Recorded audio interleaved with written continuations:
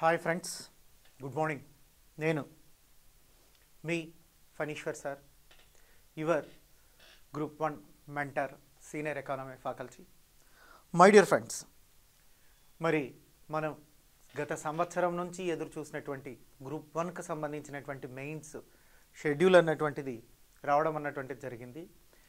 మరి 89 ఉద్యోగాలకు కాను 89 పోస్టులకు కాను షెడ్యూల్ రిలీజ్ చేశారు. ఈ షెడ్యూల్ మే 3 నుండి స్టార్ట్ అవుతుంది. అయితే ఈ 1-2 రోజుల గ్యాప్లో చాలామంది నాకు ఫోన్లు చేశారు. సార్, గ్రూప్ 1 మెయిన్స్ ఆన్సర్ షీట్లో రాసేటప్పుడు అడిషనల్ పేపర్ తీసుకోవచ్చా, అండర్లైన్ చేయొచ్చా, మరి అదేవిధంగా కలర్స్తో స్కెచ్తో మనం వాటికి డెకరేషన్ చేయొచ్చా, మరి డిఫరెంట్ కలర్స్ వాడొచ్చా, ఎక్కడైనా ఇంపార్టెంట్ అన్నటువంటి విషయాన్ని హైలైట్ చేయడానికి మనం వేరే కలర్స్ అంటే స్కెచ్ పెన్నులు వాడొచ్చా అని ఎంతోమంది డౌట్ నాకు రైజ్ చేయడం అన్నటువంటి జరిగింది. అఫ్ కోర్స్ ప్యాటర్న్ మారింది ఒక విషయము, కొత్తగా రాసే వాళ్లకు అర్థం అవ్వట్లేదు మరొక విషయం. ఏదేమైనా బేసికల్గా వీటన్నింటికి ఆన్సర్ ఈ వీడియోలో మనం తెలుసుకుందాం. చివరి దాకా చూడండి, 1 by 1. అంటే మీ డౌట్స్ ఏమేమి ఉన్నాయి, గ్రూప్ 1 ఆన్సర్ షీట్ ఎలా రాయాలి, పర్టికులర్లీ ఆన్సర్ షీట్లో ఏ విధంగా ఉంటుంది అన్నటువంటి దాన్ని మనం ఇప్పుడు చూద్దాం. సహజంగా గ్రూప్ 1 క్వశ్చన్ పేపర్లో మీకు తెలిసినటువంటిదే 15 క్వశ్చన్స్ రాయాలండి. 15కి 15 క్వశ్చన్స్ రాయాలి. సో ఏఆర్బి అన్నటువంటి ఆప్షన్ మాత్రమే ఉంటుంది మనకు. Question number 1, for example question 1. So question 1 A R B అని ఉంటుంది.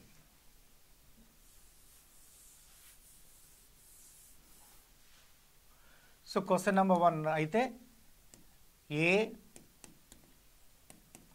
Are B. Then second question A R B. So ఈ విధంగా ఉంటుంది. 15కు 15 క్వశ్చన్స్ రాయాల్సినటువంటి అవసరం ఉంది.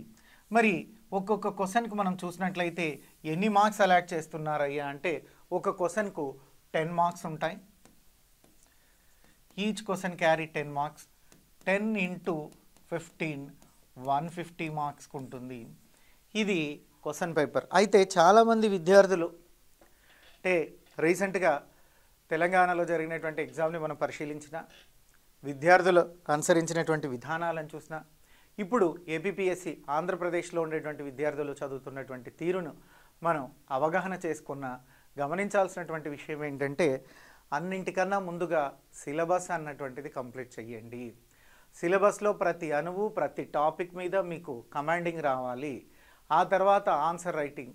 కొంతమంది గతంలో రాసినటువంటి ఎగ్జామ్స్ విషయంలో చూసినట్లయితే టెస్ట్ సిరీస్ ప్రాక్టీస్ చేసి కంటెంట్ నేర్చుకోకుండా ఓన్లీ టెస్ట్ సిరీస్ ప్రాక్టీస్ చేశారు. టెస్ట్ సిరీస్ అవసరం అండి. టెస్ట్ సిరీసు ప్రాక్టీస్ లేకుండా గ్రూప్ 1 రాదు. కానీ టెస్ట్ సిరీసు ప్రాక్టీస్తో పాటు కంటెంట్ మీద కూడా కమాండింగ్ ఉండాలి. వితౌట్ కంటెంట్, సార్ నేను ఒక 4 క్వశ్చన్లు బట్టి పోతానండి, ఆ 4 క్వశ్చన్లు వస్తాయా, చాప్టర్కి ఒక 10 బట్టి పట్టానండి, మరి చాప్టర్కి ఒక 10 బట్టి పడితే సరిపోతుందా అని నాకు చాలామంది అడుగుతున్నారు. ఆ రోజులు పోయాయండి.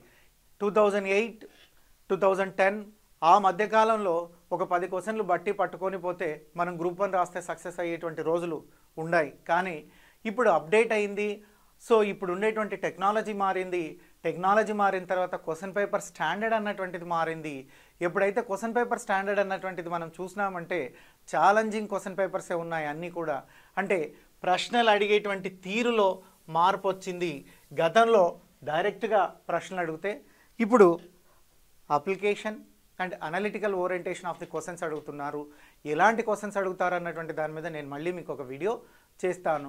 అయితే ఇక్కడ మనము క్వశ్చన్కి ఆన్సర్ రాసేటప్పుడు పాటించాల్సినటువంటి రిస్ట్రిక్షన్స్ ఏంటి, ఆ ఇన్స్ట్రక్షన్స్ అంటే క్లియర్గా మీరు మెయిన్స్ రాసింటే మీకు అర్థమవుతుందమ్మా. మెయిన్స్ క్వశ్చన్ పేపర్లో క్లియర్గా గవర్నమెంట్ వాళ్ళు కొన్ని రిస్ట్రిక్షన్స్ చెప్పారు. అంటే ఆ ఇన్స్ట్రక్షన్స్ ఇచ్చారయ్యా, మీరు ఎవరైతే ఉన్నారో ఎగ్జామ్ రాస్తున్నారో మెయిన్స్ వాళ్ళు ఖచ్చితంగా ఈ రిస్ట్రిక్షన్స్ ఫాలో అవ్వాలి. దెన్ ఇప్పుడు ఎగ్జామ్ క్వశ్చన్ పేపర్లో గవర్నమెంట్ ఏమి రిస్ట్రిక్షన్స్ చెప్పింది, మనకి ఏం ఇన్స్ట్రక్షన్స్ ఇచ్చింది, ఆ ఇన్స్ట్రక్షన్స్ ఏంటి అన్నటువంటి దాన్ని మనం ఒకసారి చూసినట్లయితే మరి మనకు చూసినట్లయితే మీరు అంటే గతంలో గ్రూప్ 1 రాసింటే లేదా ఇంకొక సివిల్ సర్వీసెస్ మెయిన్స్ ఎగ్జామ్ రాసినా మీకు తెలిసి ఉంటుంది. రాయని వాళ్ళైనా పర్వాలేదు, ఎందుకంటే రాయని వాళ్ళు ఎక్కువగా మనకు క్వశ్చన్స్ అది రాసే విధానం ఎలా, క్వశ్చన్స్ ఎలా వస్తాయని మనల్ని అడుగుతున్నారు. ఇది సూచనలండి. సో ఇన్స్ట్రక్షన్స్ ఎవరికి ఇచ్చారయ్యా అంటే ఇది గవర్నమెంట్ అఫీషియల్గా ఇచ్చినటువంటి ఇన్స్ట్రక్షన్స్ అంటే సూచనలు. ఒక ఎగ్జామ్ రాసేటప్పుడు ఎగ్జామ్ క్వశ్చన్ పేపర్లో మీరు ఎలా ప్రవర్తించాలి, అడ్డమైనటువంటి పనులు చేయవచ్చా చేయకూడదా, ఎగ్జామ్ పేపర్ ఎలా ఉండాలన్నటువంటి దాన్ని చూసినట్లయితే ద ఫస్ట్ కండిషన్ ఇది మీకు ఆన్సర్ షీట్లో ఇస్తారమ్మా, లేదు క్వశ్చన్ పేపర్లో కూడా చాలా క్లియర్గా ఉంటుంది. మీకు ఇచ్చినటువంటి క్వశ్చన్ పేపర్లో చూసినట్లయితే మీ క్వశ్చన్ పేపర్ ఏదైతే ఉందో మెయిన్స్ క్వశ్చన్ పేపర్లో ఈ రిస్ట్రిక్షన్స్ ఉంటాయి. మీరు వీటిని బాగా గమనించండి. మొదట ఏముంది, ప్రశ్నాపత్రాలలో 15 ప్రశ్నలు కలిగి ఉంటుంది. అభ్యర్థి అన్ని ప్రశ్నలకు సమాధానం రాయాలి. ప్రతి ప్రశ్నకు 10 మార్కులు ఉంటాయి, అది మనకు తెలిసిందే. సో 15 క్వశ్చన్స్కి 15 రాయాలి. దెర్ ఈజ్ నో చాయిస్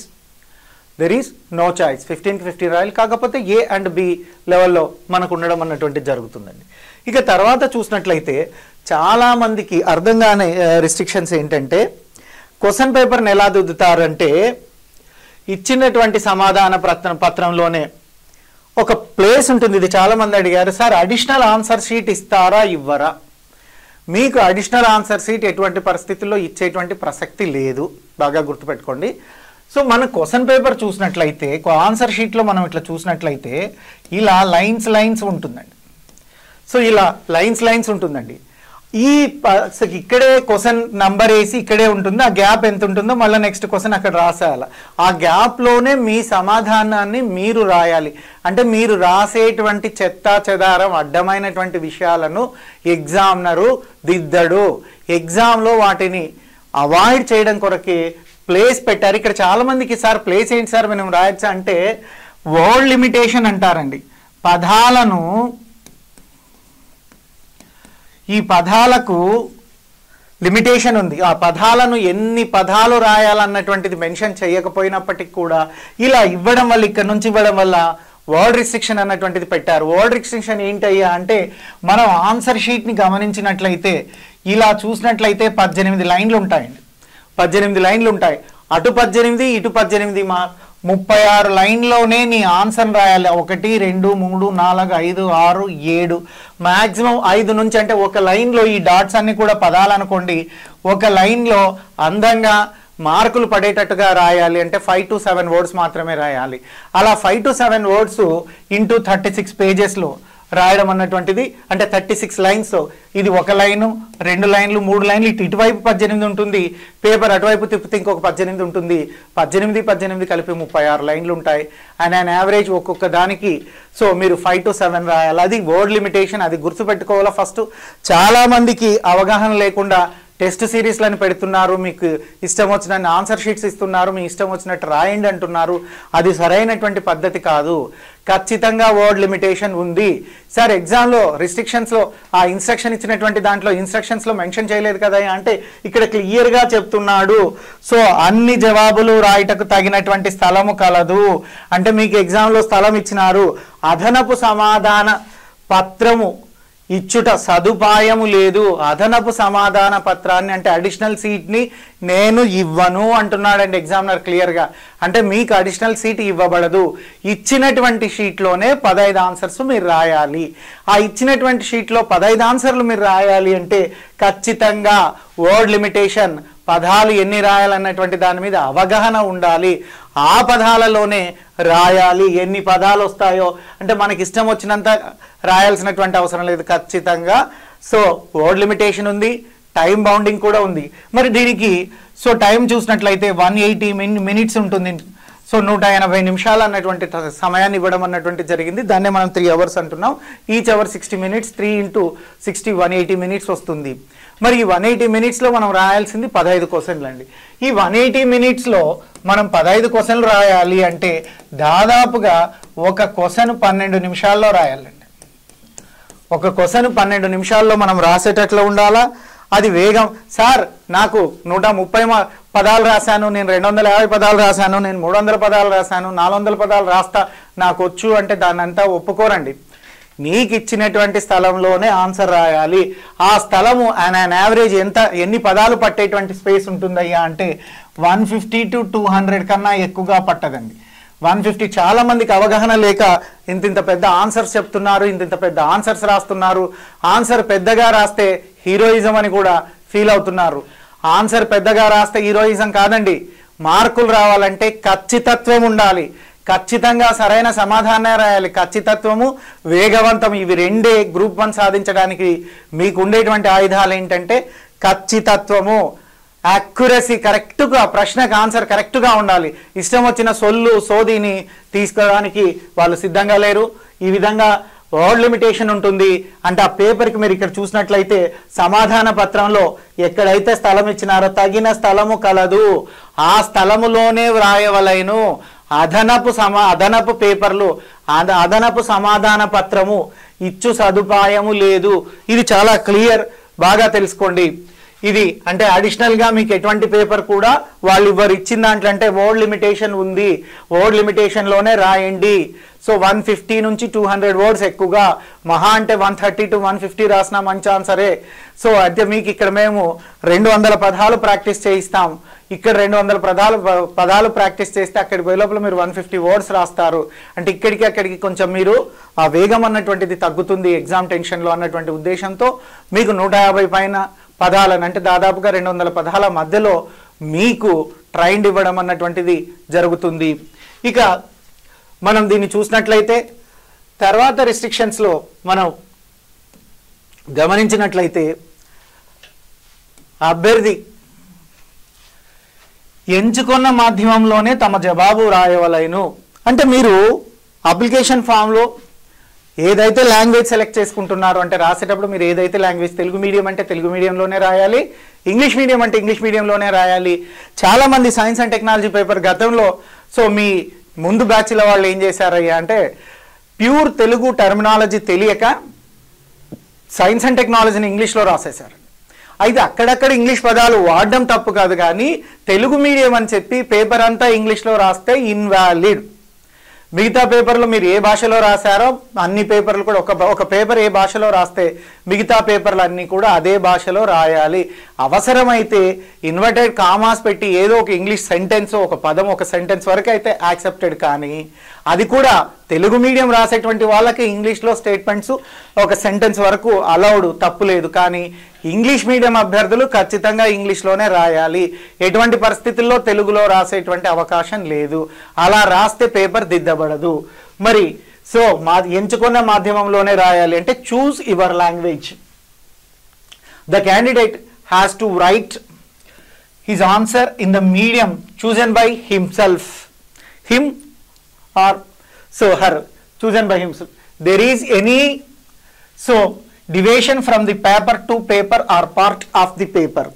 అంటే మనం ఇక్కడ చూసినట్లయితే ఒక సమాధాన పత్రం లేదా ఇంకొక సమాధాన పత్రం మధ్య లేక ఒక సమాధాన పత్రంలో వేరు భాషల్లో రాసినచ్చు అంటే క్వశ్చన్ నంబర్ 1 తెలుగులో రాసి క్వశ్చన్ నంబర్ 2 ఇంగ్లీష్లో రాయడం అన్నటువంటిది చేయొద్దండి. క్వశ్చన్ నెంబర్ 1 ఏ భాషలో రాస్తే రిమైనింగ్ అంతా ఆ భాషలో చేయండి. ఇక్కడ సగం పార్ట్ కానీ వేరు భాషల్లో ఇచ్చినట్లయితే అలాంటిది మూల్యాంకనం చేయబడదు, క్లియర్గా చెప్తున్నాడు. So that the candidature who become ఇన్వాల్యూడ్ అంటున్నారు. అలా చేస్తే ఇన్వాల్యూడ్ అవుతాము. ఇది అంటే మీరు గుర్తుంచుకోవాల్సింది భాష ఏంటి అంటే you are which language you are selected, you must follow that language. When you write the answer, so question number 1, so answer number 1 in any language, that is the Telugu or English, remaining all questions you must write on that language only. That is the restrictions here. It is one of the instruction for the candidates. After that మనం గమనించినట్లయితే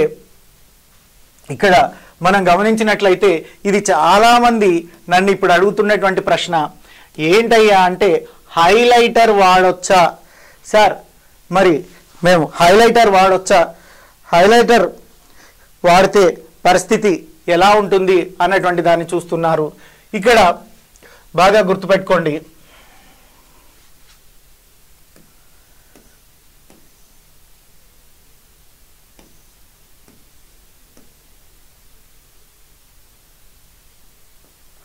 జవాబు కింద అంటే answer కింద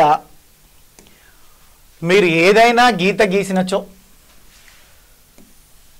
అంటే underline చేయడం కానీ highlight చేయడం కానీ సో వేరే లైటింగ్ కరెంటు అన్నటువంటిది దాన్ని ఇవ్వడం అన్నటువంటిది కూడా అంటే జవాబు క్రింద ఏదైనా గీత గీసినా హైలైట్ చేసినా ఏదైనా ప్రత్యేకమైనటువంటి గుర్తు పెట్టినా అంటే ఇలా పెడుతూ ఉంటారు ఇంపార్టెంట్ అని చెప్పడానికి. కొంతమంది జై శ్రీరామ్ అని రాస్తూ ఉంటారు. ఇలాంటి తిక్క తిక్క పనులన్నీ చెయ్యకండి అని చెప్తున్నారండి క్లియర్గా. సో ఇలా ఇన్ఫాక్ట్ అండర్లైన్ చేసి ఇలా పెట్టడము సో ఇలా పెట్టడము చేస్తుంటారు. అంటే ఇలాంటివి ఏవి కూడా గుర్తులు పెట్టినా అండర్లైన్ చేసినా ఇంకొకటి చేసినా మీ పేపర్ ఇన్వాల్యూడ్ అవుతుంది. అలాంటివి చేయొద్దు. జవాబు పత్రం క్రింద గీసినటువంటి గీసినా లేక హైలైట్ చేసినా ఏదైనా ప్రత్యేక గుర్తు పెట్టినా సో చాలామంది మీ దేవుని పేరు ఒక్కొక్కరు ఒక్కొక్క దేవుని పేరు శ్రీరామ్ అని, కొంతమంది స్వస్తిక్ గుర్తు అని, సో ఇంకా రకరకాలుగా కొంతమంది ఓం అని, కొంతమంది శిలువ అని రకరకాలుగా ఇస్తుంటారు. అలాంటి గుర్తులు ఏవి కూడా ఆన్సర్ పేపర్ మీద కనపడకూడదు. ఎక్కడైనా అండర్లైన్ చేయడం కానీ హైలైట్ చేయడం కానీ గుర్తులు పెట్టడం కానీ చెయ్యకూడదు. అలా చేస్తే మీ పేపర్ దిద్దబడదు. ఇక తర్వాత మనం చూసినట్లయితే జవాబు వేరు రంగుల సిరాతో కూడా రాయరాదు. ఆన్సర్లో రాసేటప్పుడు మీరు కలర్స్ వాడకూడదు. రెండు కలర్లు వాడాలా, రెండు పేపర్లు వాడాలని కాదండి. బ్లూ ఆర్ బ్లాక్ ఏదో ఒక కలర్తో క్వశ్చన్ పేపర్ ఫినిష్ చేయండి. ఒక క్వశ్చన్ బ్లూతో రాసి ఒక క్వశ్చన్ బ్లాక్తో రాసి నేను బ్లూతో అండర్లైన్ చేస్తా బ్లాక్తో అండర్లైన్ చేస్తా అంటే అది దిద్దబడదు.